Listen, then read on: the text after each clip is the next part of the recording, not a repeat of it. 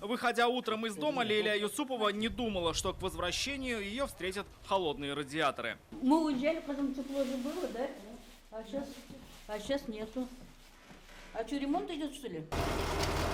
Ремонт и вправду идет. По данным Татэнерго, сегодня на трубопроводе в микрорайоне Горки начались плановые работы. Территория работ огорожена. Видно, что завезены материалы. На участке работает техника и люди. Основные работы, даже судя по этой табличке, ведутся вот в этом месте. Видно, что заменена одна труба.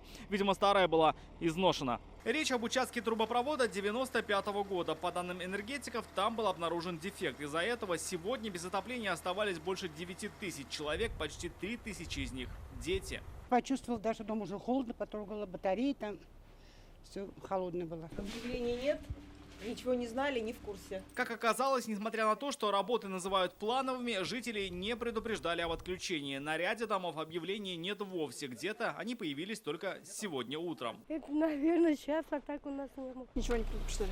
Без тепла и горячей воды оставались дома, школы, детские сады и поликлиника. С 9 утра и до 3 часов дня для устранения выявленного дефекта на квартальном трубопроводе проведено отключение циркуляции теплоносителя в Казанском микрорайоне Горки. При этом прекращено теплоснабжение и горячее водоснабжение в 37 жилых домах, одном детском саду и 2 школах, а также в одном лечебном учреждении. Одна из ближайших к месту ремонта школ – 16-я гимназия.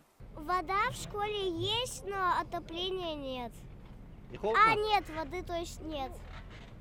Но у нас в классе не холодно. А вас предупреждали об этом? Нет. Как позже сообщили энергетики, дефект на трубопроводе устранили к часу дня. Ближе к 3 часам пустили горячую воду. Впрочем, об этом жители могли узнать уже по характерному звуку в батарее. Рамиль Шайдуллин, Адель Миндубаев, ТНВ, Казань.